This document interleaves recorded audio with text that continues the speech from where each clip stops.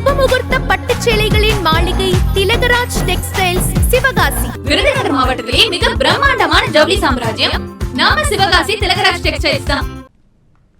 வரும் சட்டமன்ற தேர்தலில் குண்டுகளுக்கும் தோட்டாக்களுக்கும் இரட்டை எஞ்சின் அரசை அமைத்து மேற்கு வங்கம் பதிலடி கொடுக்கும் என்று மத்திய அமைச்சர் அமித் ஷா திட்டவட்டமாக தெரிவித்துள்ளார்.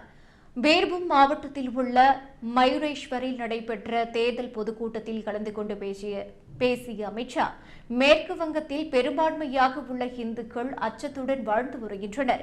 மமதா பானர்ஜியின் ஆட்சியில் முர்ஷிதாபாத்தில் கலவரம் நடைபெற்ற நிலையில் ராமநவமி ஊர்வலங்கள் மீது தாக்குதல் நடத்தப்பட்டன.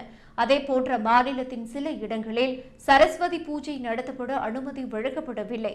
இந்தியாவில் நூற்றுக்கணக்கான ஆண்டுகளாக வாழ்ந்து வரும் இந்துக்களை மமதா பானர்ஜி எப்படி மிரட்ட முடியும் என்று கேள்வி எழுப்பியுள்ளார்.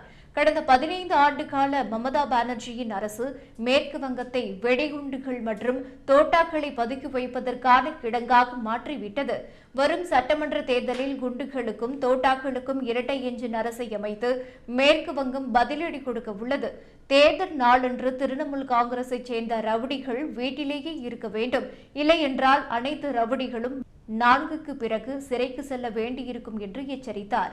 மேலும் மேற்கு வங்கத்தில் பாஜக அரசு அமைந்தவுடன் மத்திய அரசின் அனைத்து நலத்திட்டங்களும் செயல்படுத்தப்படும் என்றும் மேற்கு வங்கத்திற்கென்று மத்திய அரசு வழங்கும் நிதி மக்களை சென்றடையும் என்று அமித் ஷா உறுதியளித்தார்.